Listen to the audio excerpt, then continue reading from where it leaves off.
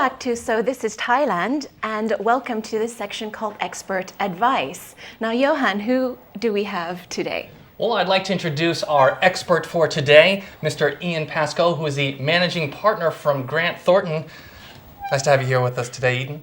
Very good to be here. Now, I know you're going to be talking about investment opportunities or what's open to foreigners here.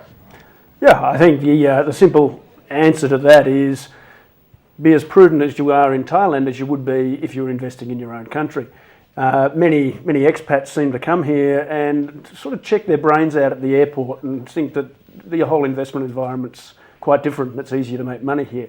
And we see regularly that that's actually not the case, and they're very good at donating money to some interesting causes here. Well, I know that when foreigners come here, they know there are some restrictions, especially with property. Knowing that, foreigners actually can't own land here in Thailand, in terms of an investment, what are the things that are available? Well, a lot of foreigners think that they can invest through nominee companies to actually get round the prohibition on buying land, which is probably a somewhat risky strategy. Many people we see buy a house with their girlfriends that they've known for not very long, and the girlfriend ends up getting the house and they go back with their tails between their legs back home. I think simply one of the problems with property here is the second-hand market is not very good. So whilst apartments are able to be bought by expatriates, there's a lot of problems then when they come to sell them, because generally the Thai market is not great for second-hand reselling. Yeah. Well, looking at some other areas that foreigners that might be able to invest in, funds, I know there are a lot of international banks here. Who knows, maybe have some funds that are open to them, have to be a Thai national, don't have to be a Thai national. Most funds are open to anyone. Generally, if you are going through a provident fund through your employer, they are certainly open, and that can be a good tax-effective way to save money.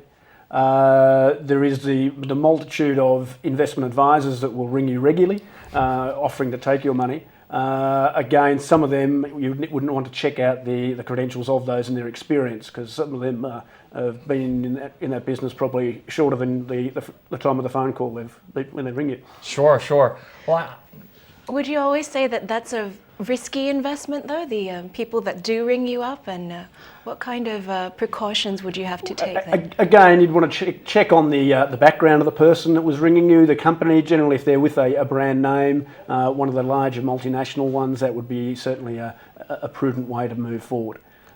Some of the ones that, again, and the advice and the credentials of the actual person ringing and what their experience is. Looking for those who have just actually come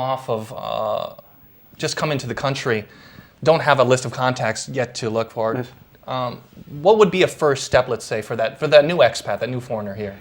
If they wanted to find a financial advisor, the financial advisor would generally find them quite quickly if they just get their name at one of the chamber events. But again, there is some of the traditional names that you could ring. The other alternative, of course, is investing directly through the stock market. And again, you'd want to look at what your investment horizon was. Stick to the blue chips, some of the better banks, property companies, and those blue chip companies would be probably the wise way to go. Well, speaking of the SET, I know that it's becoming a lot more active here in Thailand. Obviously, Thais are trying to get into the investment in the stock exchange. Foreigners in or out? I think that it can be an attractive way to invest money. Again, I'd be very careful with some of the small cap stocks. They tend to be manipulated quite extensively. So unless you're in no, I'd leave those. I'd go into the major blue chips. Good advice. And what about gold? Is that a viable option? Well, that's looking at the world markets at the moment and the printing of money. There's a general feeling that gold is a finite asset, so therefore it can be a good investment. But it's trending up. It's had a very big run over the last few years, right. But it's probably something to put some money in regularly as a safe bet, I think.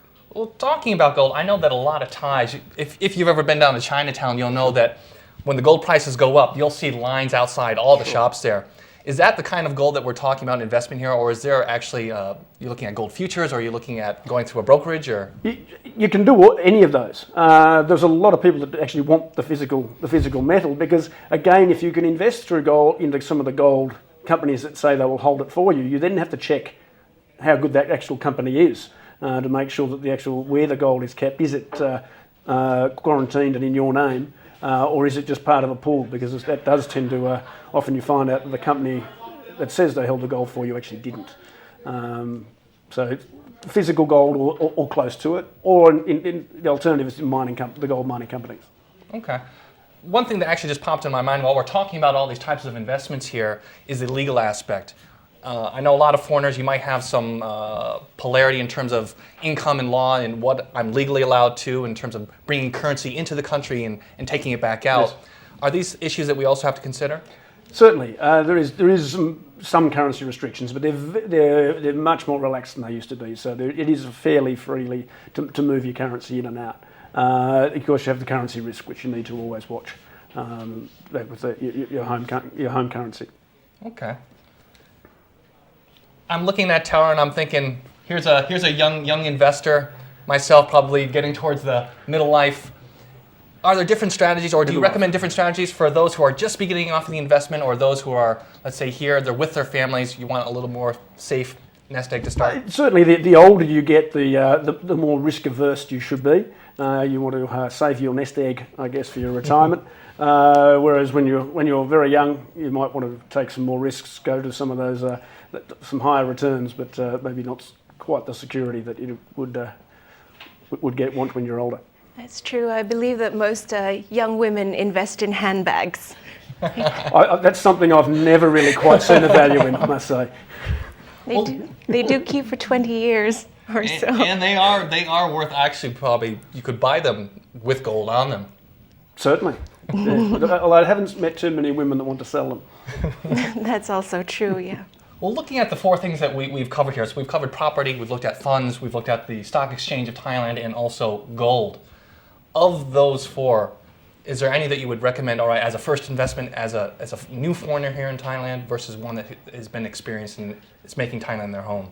As a new foreigner, I would certainly stick with either the managed funds, the better quality managed funds, or the blue chip SET stocks. I would steer probably away from property unless it was your home. When it comes to property, I'd be renting.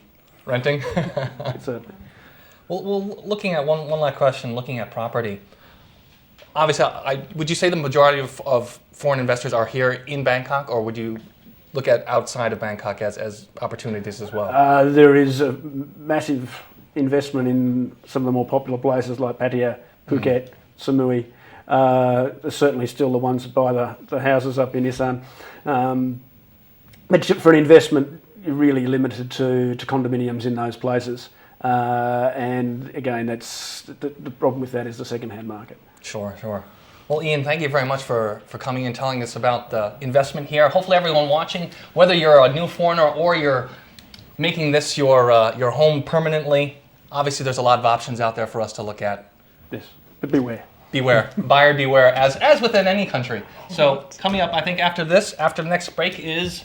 expat travel picks. So stay tuned, and we'll see you after the break.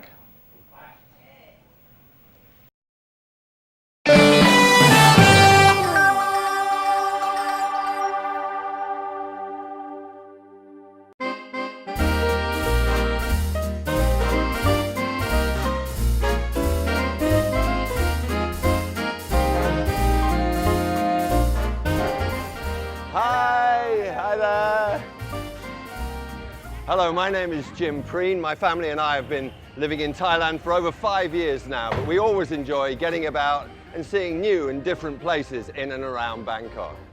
Hello, my name is Heather Preen, and me and my family are from England. We've been living down by the river for a couple of years now. It's a fantastic place to live, and it's really, really lively, and that's what I really love about Thailand. Hello, my name is Scarlett, and I'm 9 years old. I come from England, but I live in Thailand. I study at Shrewsbury International School. I like Thailand because it's nice and warm, unlike England.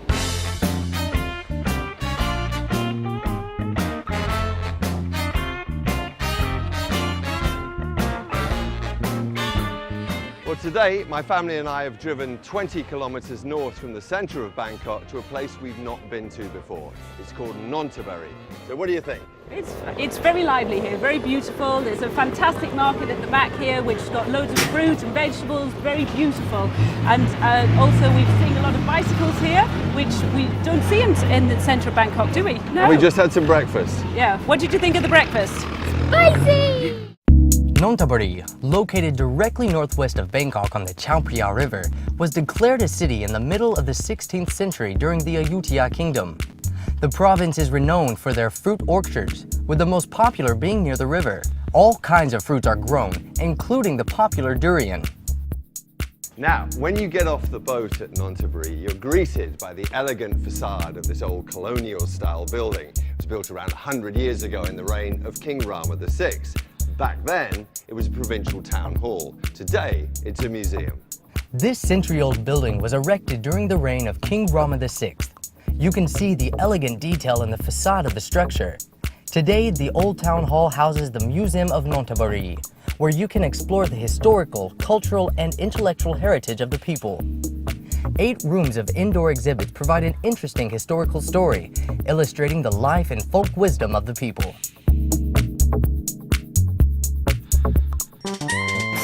Nonthaburi early, you can come and visit the local morning market. It's good to get here early because you can beat the traffic and also you can have breakfast here. There's lots and lots of stalls here, lots of fruit and vegetables, lots to eat. Do you fancy eating something? Yeah! Now, Scarlett, I bet you have no idea what this is. What is it? I know! What? It's a dragon fruit! A dragon fruit, right. Do you want to try one? Okay. So this is rambutan, right? Rambutan. Rambutan. Wow, wow. There we are. Okay, try it. What do you think? Nice? Yeah, yummy. Okay, let me have a go. Oh yeah, that's good. For fresh fruit and vegetables, fish, meat, and of course, already prepared Thai food, Nonthaburi Fresh Market is a fun place to visit. It's an authentic neighborhood market, packed with small stalls selling all types of food, spices, snacks, and drinks. At the back of the market, you'll also find a row of typical Thai food stalls, where you can buy rice dishes, chicken, som tam, and more. Great for a cheap breakfast or lunch.